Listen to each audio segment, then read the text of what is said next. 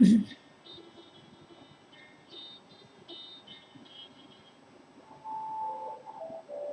นกำลังติดตามรับฟังสถานีวิทยุกระจายเสียงพระพุทธศาสนาแห่งชาติและสังคมคือเพื่อการศึกษาพระพุทธศาสนาและวัฒนธรรมระบบ FM 104.5 เมกะเฮิรตซ์รายการต่อไปเป็นรายการ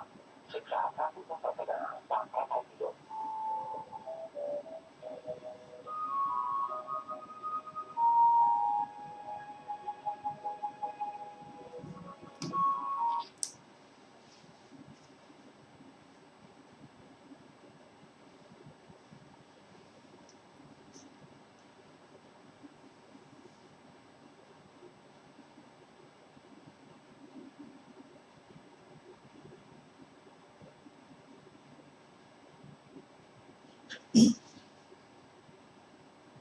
พระน้อมแด่พระผู้มีพระภาคเจ้าพระองค์นั้นซึ่งเป็นผู้ไกลจากกิเลสตรัสรู้ชอบได้โดยพระองค์เองสวัสดีครับท่านผู้ฟังที่เคารพครับท่านผู้ฟังรับฟัง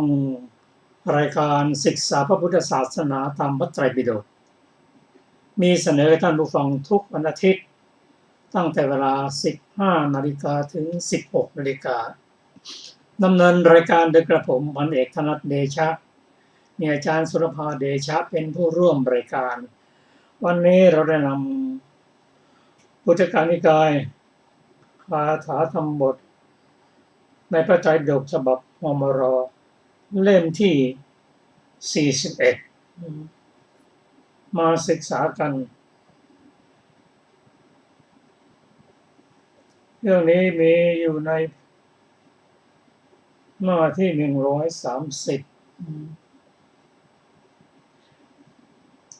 เราจะมาทบทวนกันถึง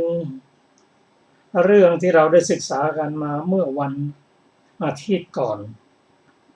คือเรื่องของปรินิพพานของพระโคทิกะเถระพระโคทิกะเถระนั้นท่านเป็นผู้มีความเพียรไม่ประมาทมีตนทรงไปแล้ว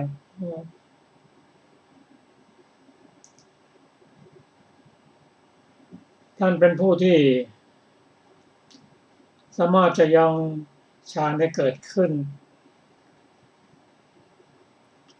โดยเฉพาะฌานที่2ฌานที่3เนื่องจากท่านเป็นโรคประจำตัว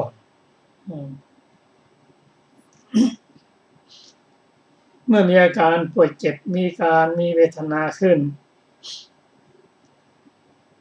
ท่านก็เข้าฌานถ้าเป็น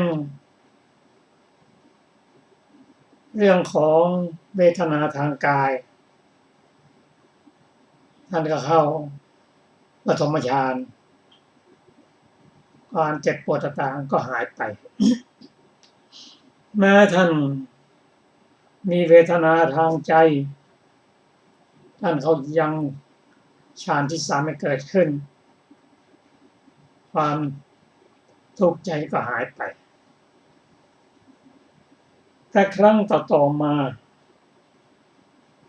ท่านเกิดเวทนาขึ้นเข้าฌานที่1ที่2ที่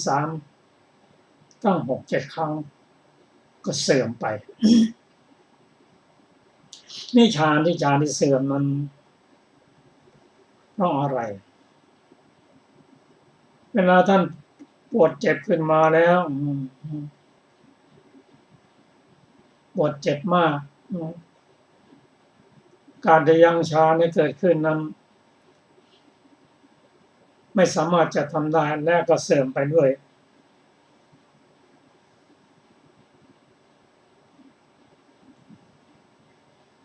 เพราะฉะนั้นผู้ที่ท่านที่เข้าฌานนั้นท่านเป็นผู้ที่ยังกุศลให้ถึงพร้อมปราศจากกิเลสและท่านเข้าฌานโดยเฉพาะกิเลสทางกามนั้น แต่อย่างไรก็ตามท่านเป็นผู้ที่มีจิตมุ่งมั่นไม่ประมาทท่านก็ในพระสูตรที่ว่าท่านเข้าถึงเจโตวิมุตติถูกต้องเจโตวิมุตติเป็นบางครั้งบางคราว แต่ในเรื่องนี้คงจะไม่ใช่ถึงเนวสัญญานาสัญญายตนะฌานและเข้าถึงเจโตวิมุตติหรอกเพราะว่าเข้าถึงเจโตวิมุตติในระดับของเนวสัญญานาสัญญานั้นฌานไม่เสื่อมหรอกเพราะโลภะโทสะโมหะหมดแล้วแต่ท่านยังเข้าฌานที่2ที่3อยู่ก็ได้รับความสงบระงับและความสุข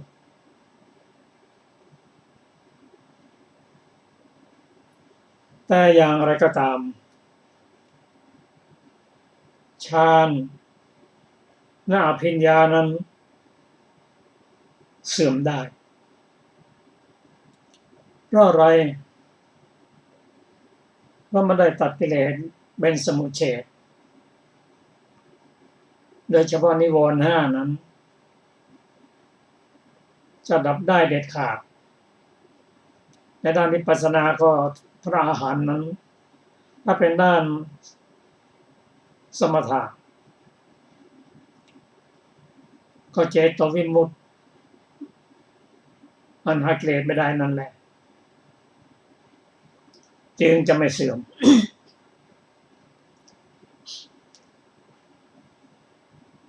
เนื่องจากท่าน ได้รับเวทนา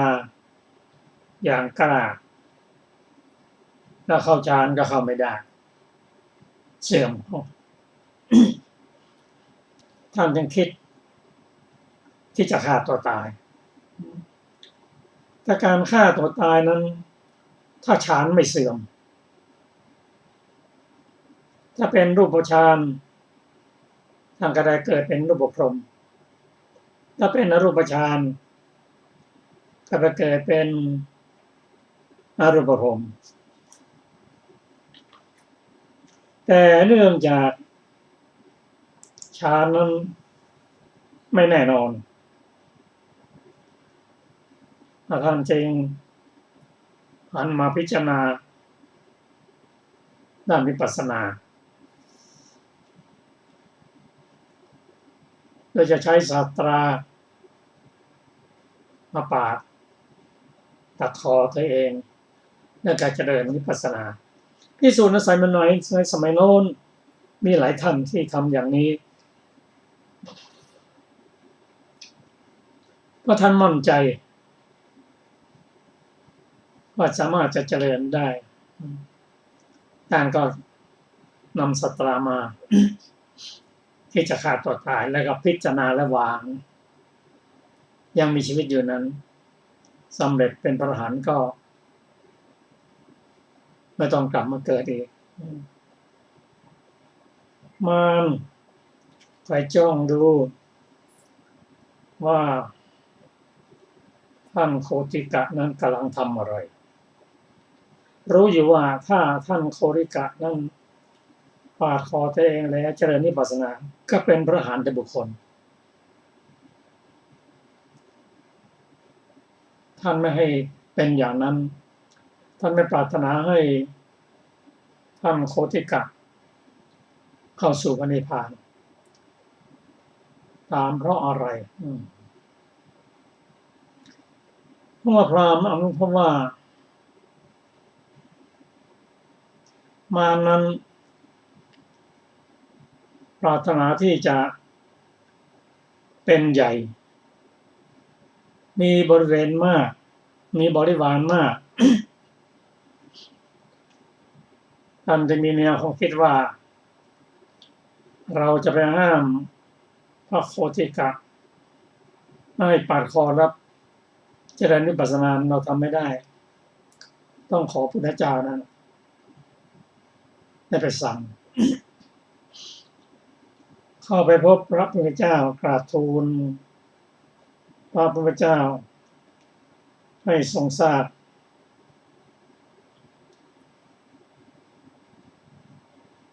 ว่าข้าแต่พระมหาวีระสาวกของพระองค์อันความตายครอบงำกำลังจะฆ่าตัวตายย่อมจำนงคิดถึงความตายข้าแต่พระองค์ผู้ทรงไว้ซึ่งความรุ่งเรืองขอพระองค์จงห้ามพระสาวกนั้นไม่ให้ฆ่าตัวตายข้าแต่พระพุทธเจ้าผู้ปรากฏในหมู่ชนสาวกของพระองค์ยินดีแล้วในศาสนามีธรรมมีในใจที่ยังไม่บรรลุยังเป็นผู้ที่จะต้องศึกษาอยู่จะพึงทำการะเสียอย่างไรเล่า แต่ความจริงมัน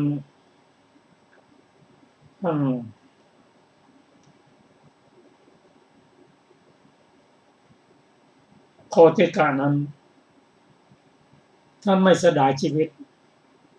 ท่านไม่ยึดมั่นไม่ยึดในขันธ์ห้าของตัวเองแล้วเป็นผู้ที่มีความมั่นใจว่าจะพิจารณาด้านวิปัสสนาก่อนที่จะสิ้นชีวิตและก็ท่านเจริญวิปัสสนาในระหว่างที่มีชีวิตนั้นได้สำเร็จเป็นพระอรหันต์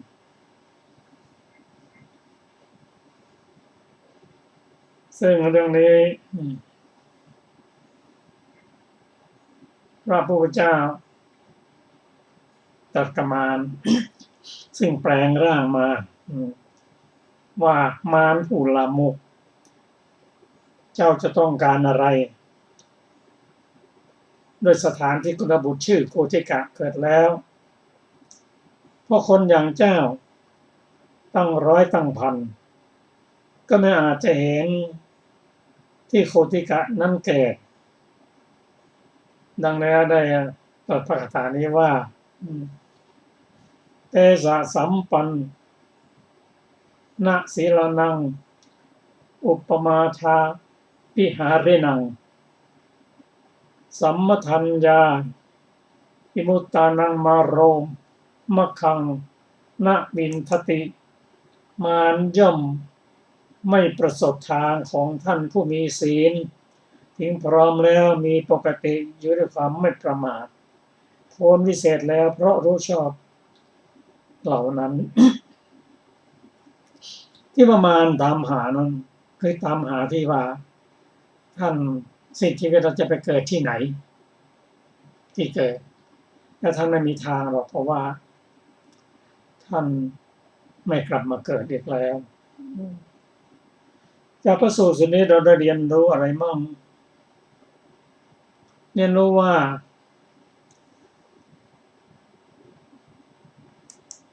ภิกษุหรือบุคคลผู้สงัดจากกามและสงัดจากอกุศลธรรมเป็นผู้มีศีลย่อมเจริญฌาน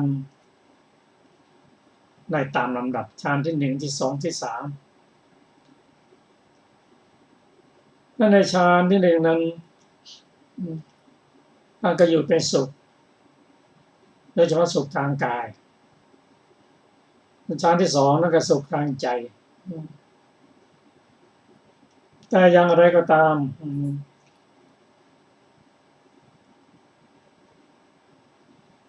การเข้าสู่ความพ้นทุกข์ซึ่งมีอยู่2ทางนั้นคือด้านสมถะและวิปัสสนาการหลุดพ้นในด้านเจโตสมาธินั้นเจโต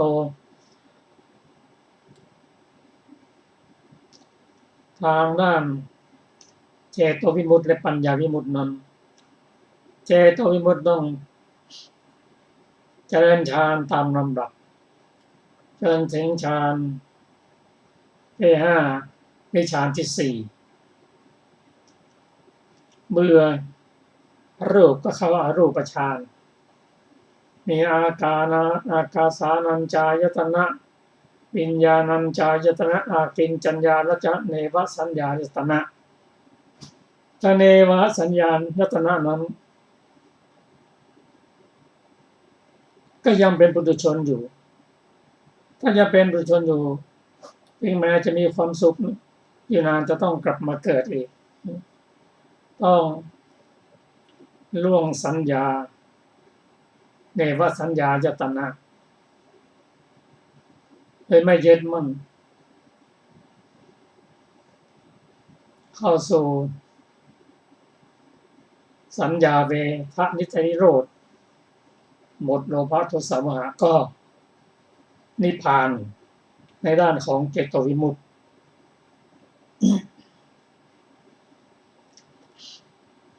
ในทางหนึ่งทาง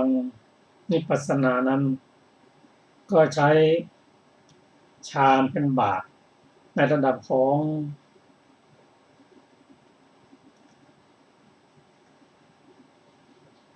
อุปจารสมาธิหรือระดับใกล้ระดับได้ฌานยับพิจารณาขันธ์ห้าพิจารณาถึงความเกิดความดับผลถึงโทษและความสลัดออกละกิเลส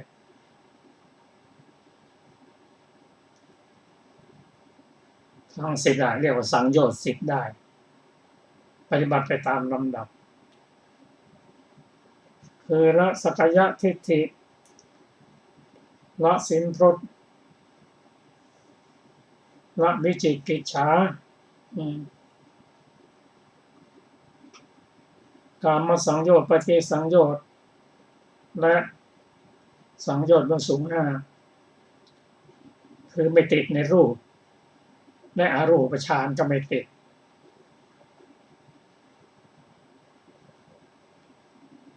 อุทธัจจะ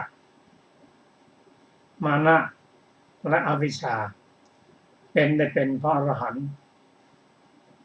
ก็หลุดพ้นด้วยปัญญาวิมุตติแต่ท่านนี้ท่านยอมสละชีวิตและประพฤติปฏิบัติทางด้านสมถะระดับฌานเมื่อเห็นว่ามีความไม่แน่นอนว่าฌานมันเสื่อมการปวดเจ็บเวทนาทางกายนั้นไม่สามารถจะระงับได้ท่านก็ใช้เวทนานั่นแหละเป็นฐานพิจารณาแต่ท่านก็ได้สำเร็จเป็นพระอรหันต์ก็เป็นตัวที่เราได้เรียนรู้ว่าฌานเสื่อมได้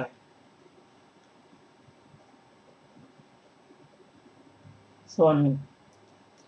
ด้านวิปัสสนานั้นถึงแม้จะไปตามลำดับก็ไม่กลับมาอีกไม่เสื่อมอีกเช่นสังโยชน์เดินต่ำ3พระโสดาบันด้านในแล้วเป็นอันไม่กลับไม่อีกแล้วความสงสัยก็ไม่มีสงสัยอีกแล้วสักกายทิฏฐิก็ไม่กลับมาอีกแล้วศีลพรตไม่กลับมาอีกแล้วนั่นระดับอนาคามี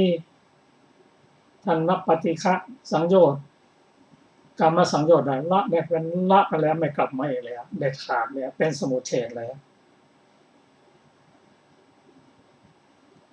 ก็มาอีกพิสูจน์ส่วนหนึ่งที่เราได้ศึกษากันมาแต่ยังไม่จบซึ่งพระสูตรนี้ชื่อว่า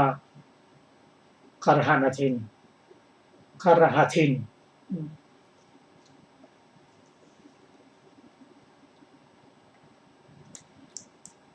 เรื่องนี้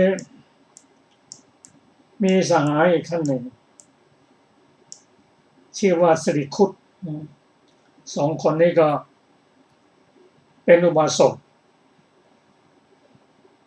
ของคณาจารย์สิริคุตนั้นเป็นอุบาสกของพระพุทธเจ้า ส่วนคราทินนั้นเป็นสาวกของนิครอนทั้งสองท่านนี้คนเป็นเพื่อนกันแต่นับถือ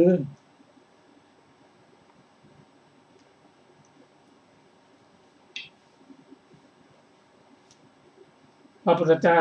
ที่ท่านก็นับถือของพวกนิครอนถึงแม้จะเป็นเพื่อนกันแต่มีความเห็นที่ยังไม่ตรงกัน แต่ว่าแต่ละฝ่ายก็ดึงมาหา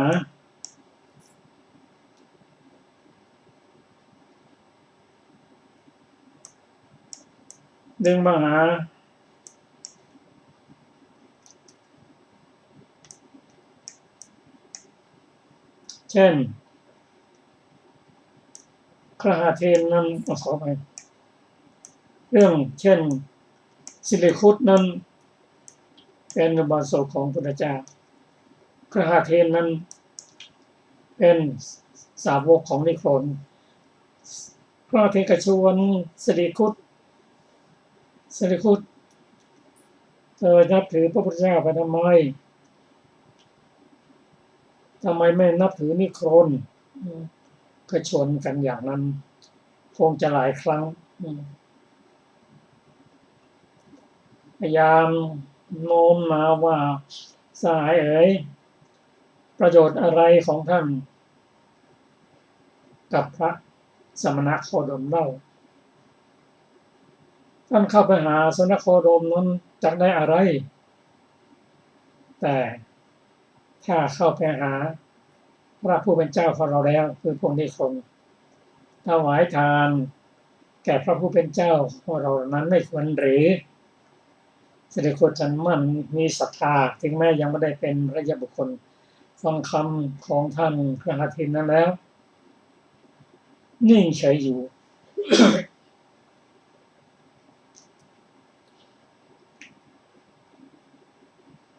จนวันหนึ่งเขารำคาญจึงพูดกับว่าเพื่อนที่ท่านมันมาพูดกับเราในเรื่องที่เรามั่นคงอยู่แล้วอย่างนี้ว่าท่านจะไปหาพระพุทธเจ้าทำไมไม่หานิครนผู้เป็นเจ้าของเราถวายทานแก่พระผู้เป็นเจ้าของเราจะทำยังไงก็ได้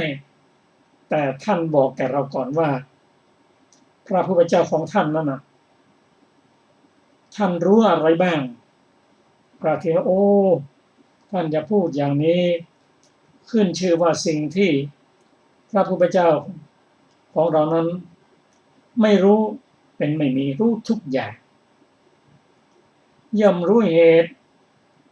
รู้ผลเหตุที่เป็นอดีตอนาคตและปัจจุบันทั้งหมดทั้งกายกรรมวจีกรรมมโนกรรมรอบรู้ทั้งหมดและสิ่งที่ควรไม่ควรเหตุนี้แหละเราจึงชวนท่านไปเพราะท่านรู้ทั้งหมดสิริคุตบอกว่าโอ้เพิ่งรู้วันนี้เองว่าพระผู้เป็นเจ้าของท่านนั้นรู้จริงๆรู้มากมาอย่างนั้นทำไมไม่บอกเราก่อนเล่า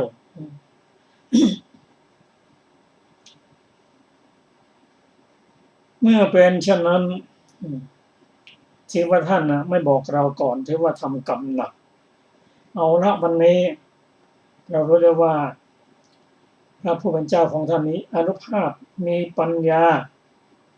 รู้ยิ่งจงไม่สายเขาคิดในใจว่าถ้าผู้เป็นเจ้าของพระที่รู้จริงแล้วเขาก็จะทดลอง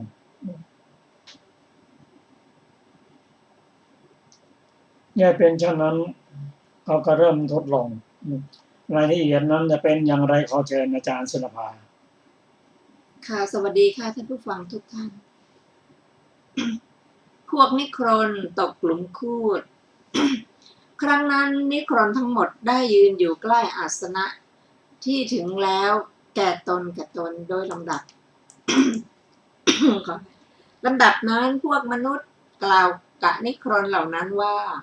พวกท่านจงรีบนั่งพร้อมกันทีเดียวขอรับคือรู้ภาวะคือการนั่งของนิครนเหล่านั้นแล้ว จึงนำเครื่องลาดเบื้องบนอาสนะทั้งหลายออกพวกนิครนนั่งพร้อมกันทีเดียวเท้าอาสนะที่ตั้งไว้บนเชือกพลัดตกแล้วพวกนิครนหัวขมำตกลงในหลุมสิริคุตเมื่อพวกนิครนนั้นตกลงแล้วจึงปิดประตูให้เอาท่อนไม้ตีพวกนิครนที่ตะกายขึ้นแล้วด้วยพูดว่าพวกท่านไม่รู้เหตุที่เป็นอดีตอนาคตและปัจจุบันเพราะเหตุไร และบอกว่าการทำเท่านี้จักสมควรแก่พวกนิครนเหล่านั้นดังนี้แล้วจึงให้เปิดประตูพวกนิครนเหล่านั้นออกแล้วปราลบเพื่อจะหนีไปก็ในทางไปแห่งพวกนิครนนั้นสิริคุตให้คนทำพื้นที่อันทำบริกรรมด้วยปูนขาวไว้ให้ลื่นสิริคุตให้คนโบกซ้ำพวกนิครนนั้นผู้ยืนอยู่ไม่ได้ในที่นั้นล้มลงแล้วจึงส่งไปด้วยคำว่าการทำเท่านี้พอแก่ท่านทั้งหลายนิครนเหล่านั้นคร่ำครวญอยู่ว่าพวกเราอันท่านให้ฉิบหายพวกเราอันท่านให้ฉิบหายได้ไปสู่ประตูเรือนของอุปทานแล้วคฤหัสถีนฟ้องสิริคุตแด่พระราชาคฤหัสถีนเห็นประการอันแปลกนั้นของนิครนเหล่านั้นแล้วโกรธคิดว่าเราเนี่ยอันสิริคุตให้ฉิบหายแล้วมันให้โบกพระผู้เป็นเจ้าทั้งหลายของเราผู้เป็นบุญเขตผู้ได้นามว่าสามารถเพื่อจะให้เทวโลกทั้งหกแก่มนุษย์ทั้งหลายผู้เหยียดมือออกว่าอยู่ตามความพอใจให้ถึงความฉิบหายแล้วจึงไปยังราชตระกูลกราบทูลให้พระราชาทรงทำสินไหมแก่สิริคุตนั้น 1,000 กหาปณะ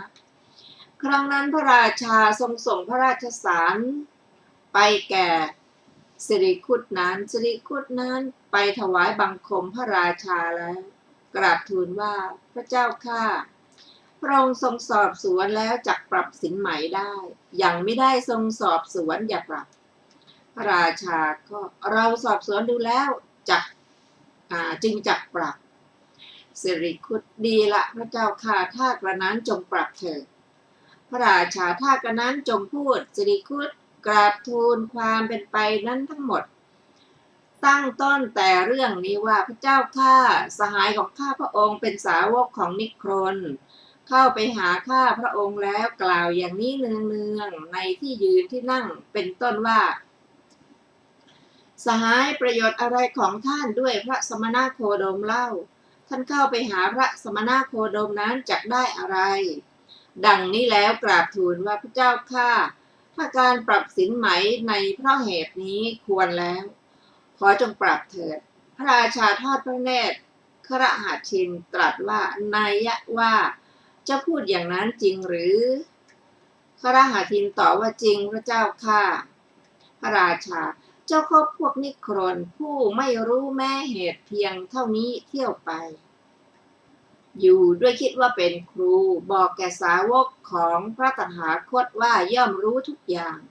เพราะเหตุไรสินไหมอันเจ้ายกขึ้นปรับจงมีแก่เจ้าเองเถิดคฤหัสถีนนั่นแลอันพระราชาทรงปรับสินไหมแล้วด้วยอาการอย่างนั้นพวกนิครนเข้าถึงสกุลของ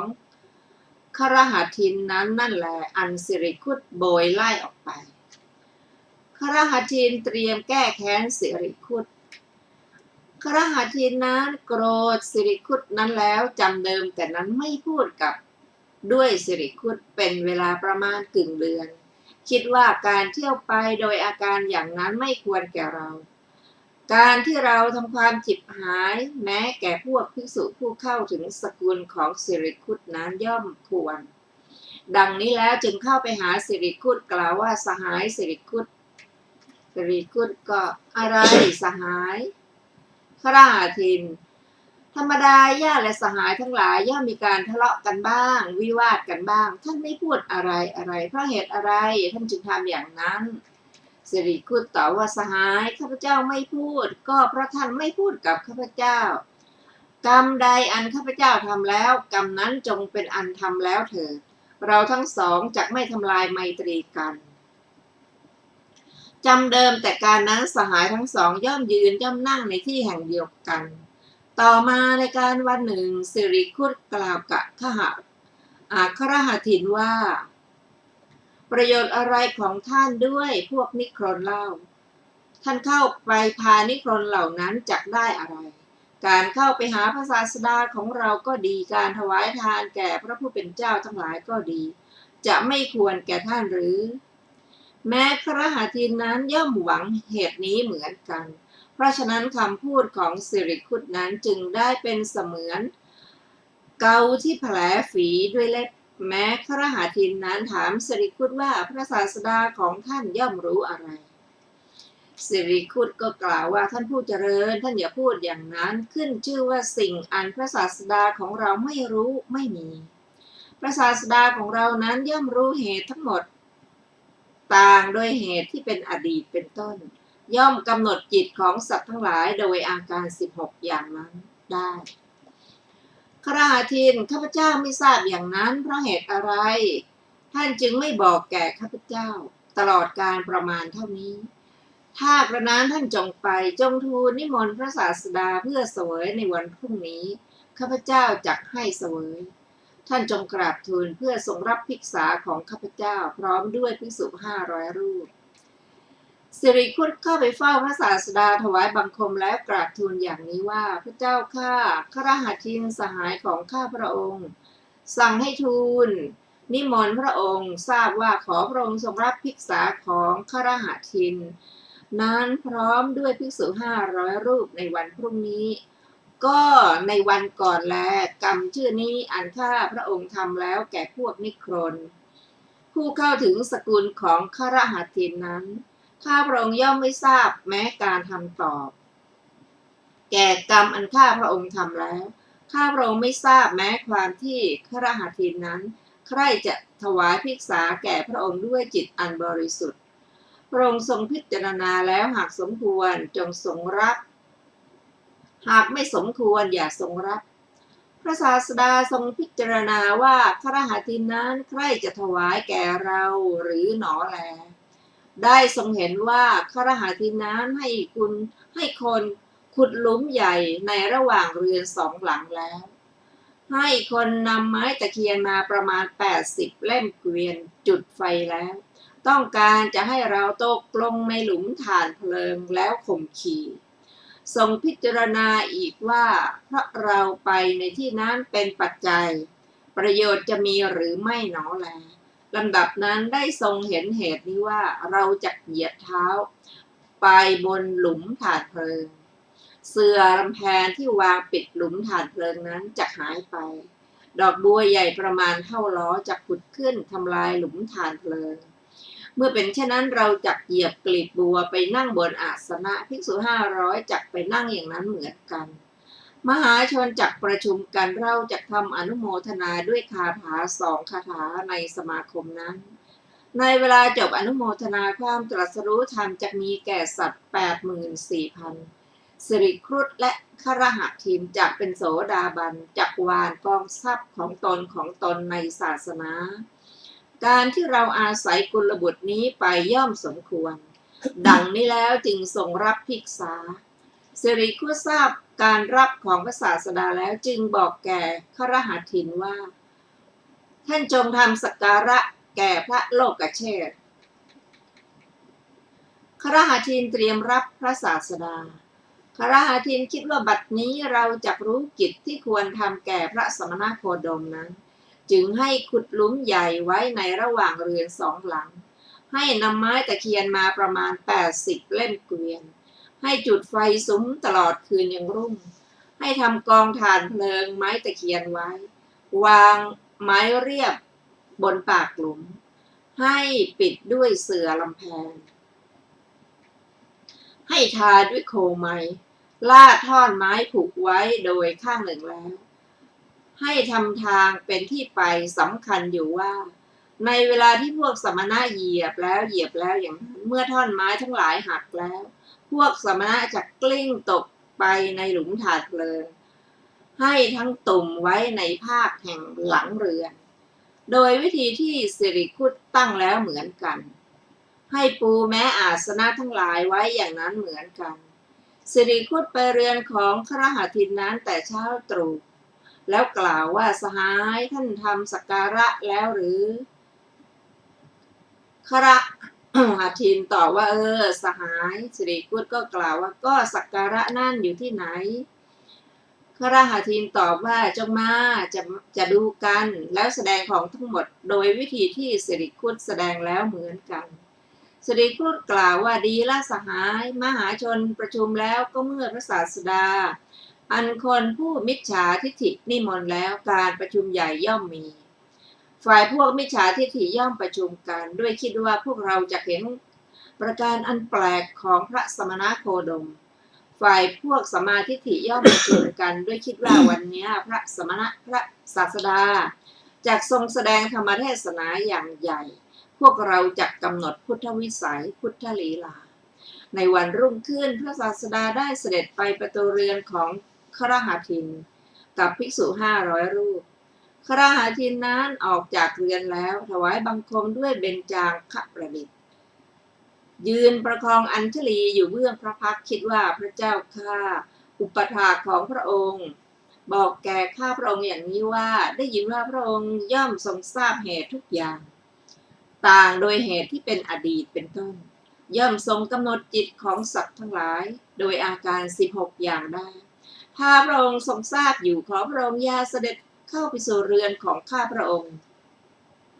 เพราะเมื่อพระองค์เสด็จเข้าไปแล้วข้าวยาคูไม่มีเลยภัตตะเป็นต้นก็ไม่มี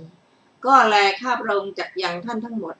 ให้ตกลงในถูกหลุมฐานเพลิงแล้วข่มขี่ครั้นคิดอย่างนั้นแล้วจึงรับบาตรของพระศาสดากราบทูลว่าขอพระผู้มีพระภาคเจ้าจงเสด็จมาทางนี้แล้วกราบทูลว่าพระเจ้าข้าผู้มาสู่เรือนของข้าพระองค์รู้ธรรมเนียมแล้วมาจึงสมควร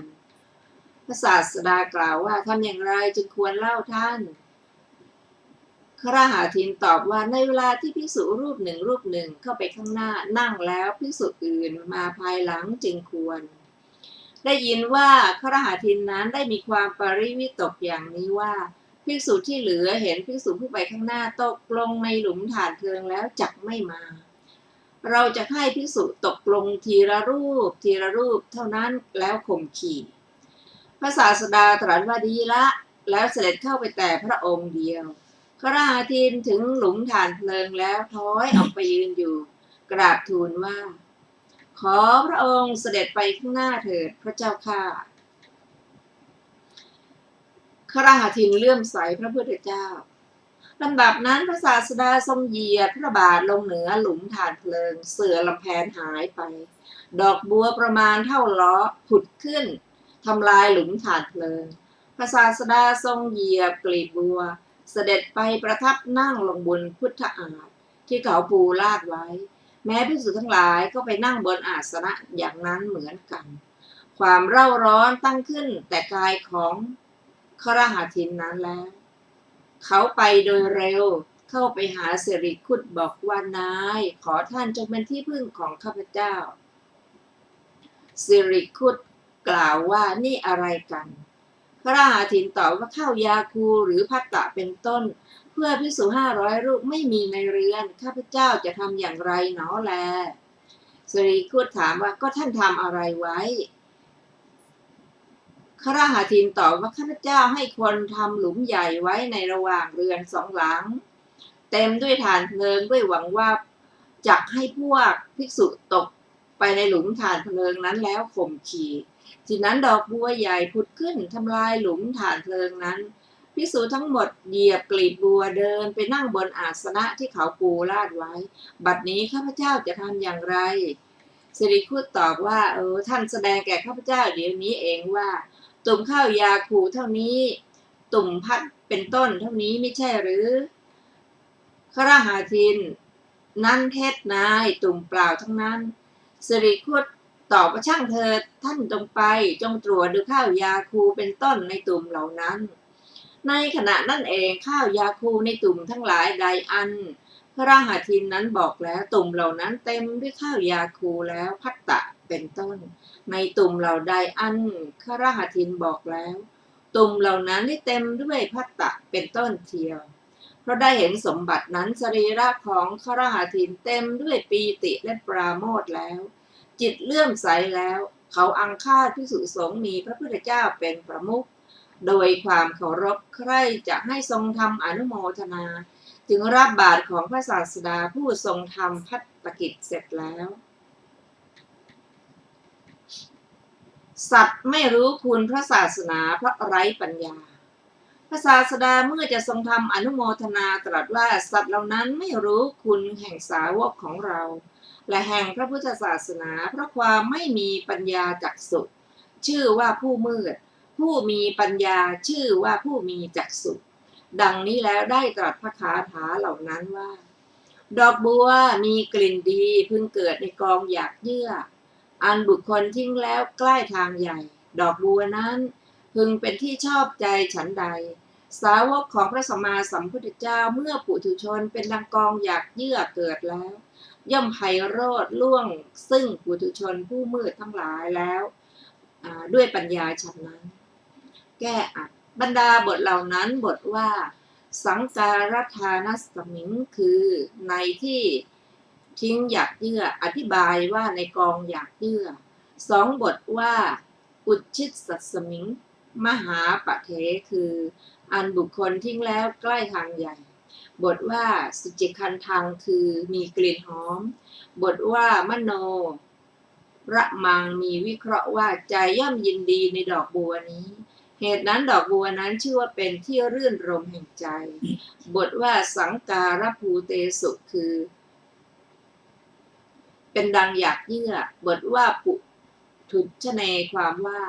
ซึ่งโลกิยะมหาชนทั้งหลายผู้มีชื่ออันได้แล้วอย่างนั้นเพราะยังกิเลสหนาให้เกิดพระผู้มีพระภาคเจ้าตรัสคำนี้ไว้ว่าดอกบัวมีกลิ่นดีพึงเกิดในกองหยากเยื่ออันบุคคลทิ้งแล้วใกล้ทางใหญ่แม้ไม่สะอาดน่าเกลียดปฏิกูล ดอกบัวนั้นพึงเป็นที่ชอบใจคือพึงเป็นของน่าใคร่พึงใจได้แก่พึงเป็นของควรประดิษฐานไว้เหนือกระหม่อมแห่งอิสรชนทั้งหลายมีพระราชาและมหาอมาตย์ของพระราชาเป็นต้นชื่อฉันใดสาวกของพระสัมมาสัมพุทธเจ้าคือภิกษุผู้ขีณาสพก็ฉันนั้นเหมือนกันเมื่อปุถุชนแม้เป็นดังกองหยากเยื่อเกิดแล้วแม้เกิดในระหว่างแห่งมหาชนผู้ไม่มีปัญญาไม่มีจักษุย่อมไพโรจน์ล่วงด้วยกำลังแห่งปัญญาของตนเห็นโทษในการทั้งหลายและอานิสงส์ในการออกบวชแล้วย่อมไพโรจน์ล่วงแม้ด้วยคุณสักว่าการบรรพชาแม้ยกตนขึ้นสู่ศีลสมาธิปัญญาวิมุตติญาณทัศนะยิ่งกว่าคุณสักว่าการบรรพชานั้นก็ย่อมไพโรจน์คืองามล่วงซึ่งปุถุชนผู้มืดทั้งหลายคฤหัสถ์กับสิริคุตบรรลุโสดาปัตติผลในเวลาจบเทศนาความตรัสรู้ธรรมได้มีแล้วแก่สัตว์ 84,000 คฤหัสถ์และสิริคุตบรรลุโสดาปัตติผลแล้วสองคนนั้นหว่านทรัพย์ของตนทั้งหมดลงในพระพุทธศาสนาแล้วพระศาสดาได้เสด็จลุกจากอาสนะไปสู่วิหารภิกษุทั้งหลายยังกถาให้ตั้งขึ้นในโรงธรรมในเวลาเย็นว่าน่าเลื่อมใสธรรมดาคุณของพระพุทธเจ้าน่าอัศจรรย์ดอกบัวผุดขึ้นทำลายกองถ่านตะเคียนชื่อเห็นป่านั้นแล้วพระศาสดาเสด็จมาแล้วตรัสถามว่าภิกษุทั้งหลายบัดนี้พวกเธอนั่งประชุมกันด้วยด้วยกถาอะไรเมื่อภิกษุทั้งหลายกราบทูลว่าชื่อกถานี้แล้วจึงตรัสว่าภิกษุทั้งหลายข้อที่ดอกบัวผุดขึ้นแต่กองถ่านเพลิงเพื่อเราผู้เป็นพระพุทธเจ้าในการบัดนี้ไม่น่าอัศจรรย์ในการก่อนดอกบัวเหล่านั้นก็ผุดขึ้นแล้วเพื่อเราแม้ผู้เป็นโพธิสัตว์เป็นไปอยู่ในประเทศสยามอันภิกษุเหล่านั้นทูลอ้อนวอนว่าในการไรพระเจ้าข้าขอพระองค์จงตรัสบอกแก่ข้าพระองค์ทั้งหลาย ดังนี้แล้วจึงทรงนำอดีตนิทานตรัสคติรังคาราชาดกนี้ให้พิสดารว่า เรามีเท้าขึ้นเบื้องบนมีศีรษะลงเบื้องต่ำจะตกสู่เหวโดยแท้เราจะไม่ทำกรรมอันไม่ใช่ของพระอริยะเชิญท่านรับก้อนข้าวเถิดดังนี้แหละเรื่องคฤหัสถ์จบแล้วก็จบปุพพวรรควรรณนาด้วยวรรคที่สี่จบคาถาธรรมบทภาลวรรคที่ห้าว่าด้วยคนพาลร้อยกว่าทุกอย่าง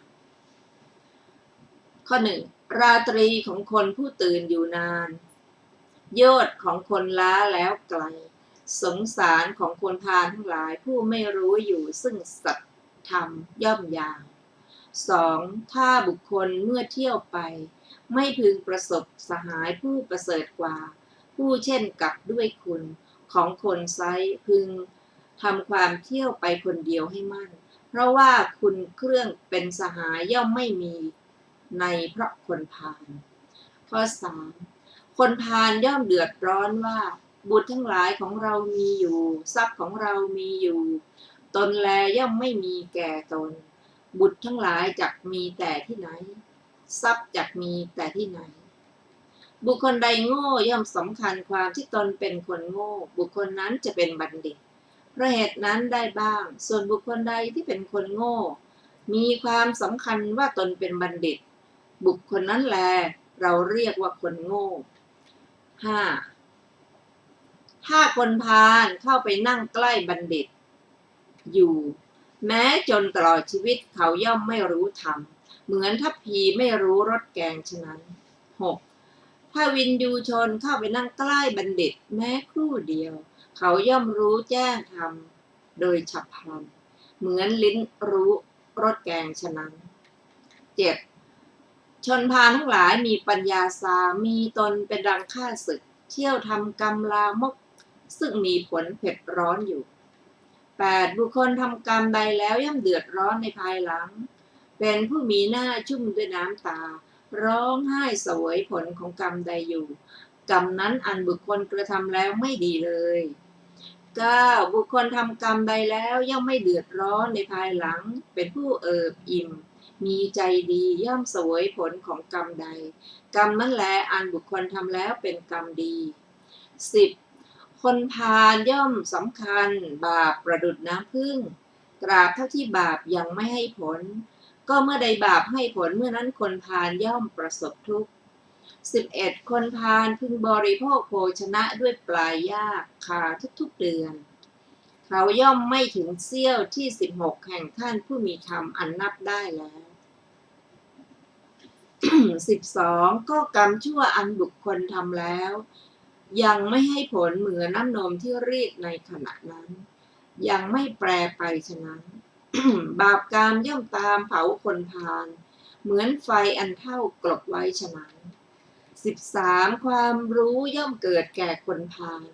เพียงเพื่อความฉิบหายเท่านั้นความรู้นั้นยังหัวคิดของเขาให้ตกไป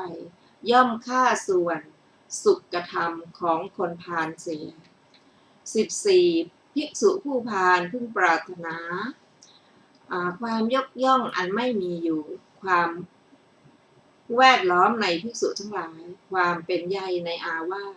และการบูชาในตระกูลแห่งชนอื่นย่อมดำริความดำริย่อมเกิดขึ้นแก่ภิกษุผู้พาลว่าคฤหัสถ์และบรรพชิตทั้งสองจงสำคัญกรรมอันเขาทำเสร็จแล้วเพราะอาศัยเราผู้เดียวจงเป็นไปในอำนาจของเขาเท่านั้นในกิจน้อยใหญ่กิจใดๆริษยาและมานะย่อมเจริญแก่เธอ15ก็ข้อปฏิบัติอันเข้าไปอาศัยลาภเป็นอย่างอื่นข้อปฏิบัติอันยังสัตว์ให้ถึงพระนิพพานเป็นอย่างอื่นคนละอย่าง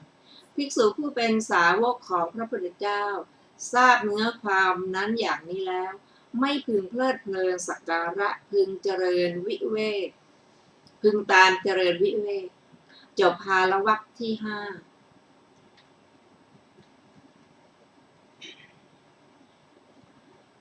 ในภาลวรรควรรณนาเรื่องแรกเป็นเรื่องบุรุษ คนใดคนหนึ่งข้อความเบื้องต้น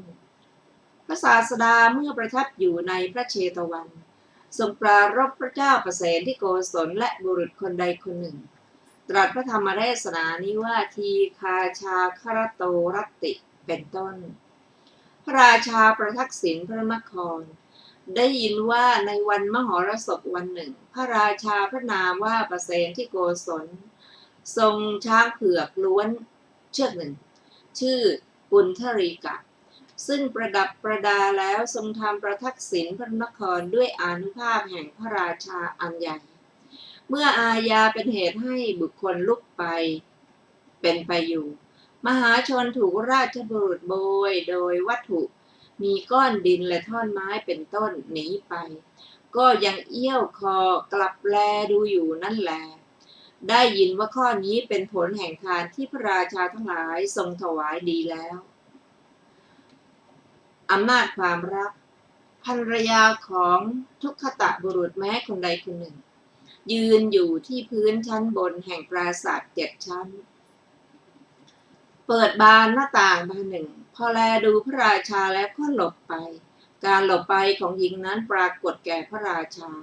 ราวกับว่าพระจันทร์เข้าไปสู่กลีบเมฆเท้าเธอทรงมีพระหฤทัยปฏิพัทธ์ในหญิงนั้นเป็นประหนึ่งว่าถึงอาการพลัดตกจากคอช้างทรงรีบกระทำประทักษิณพระนครแล้วเสด็จเข้าสู่ภายในพระราชวังตรัสกับอมาตย์คนสนิทนายหนึ่งว่าปราสาทที่เราแลดูในที่โน้นเธอเห็นไหมอมาตย์ตอบว่าเห็นพระเจ้าข้าพระราชาเธอได้เห็นหญิงคนหนึ่งในปราสาทนั้นไหมอมาตย์ตอบว่าได้เห็นพระเจ้าข้าพระราชากล่าวว่าเธอจงไปจงรู้ความที่หญิงนั้นมีสามีหรือไม่มีสามี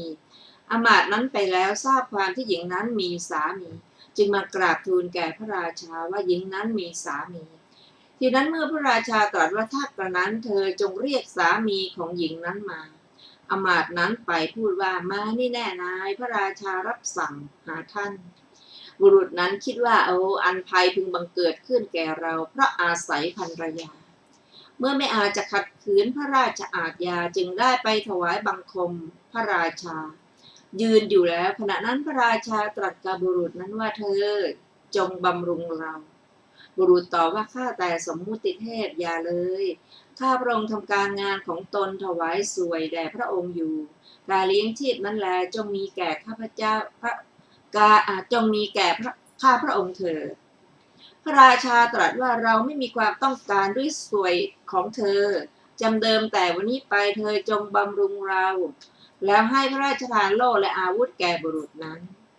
ได้ยินว่าพระราชาทรงดำริอย่างนี้ว่าเราจะยกโทษบางอย่างของเขาขึ้นแล้วฆ่าเสียริบเอาภรรยาทีนั้นเขากลัวแต่มรณะภัย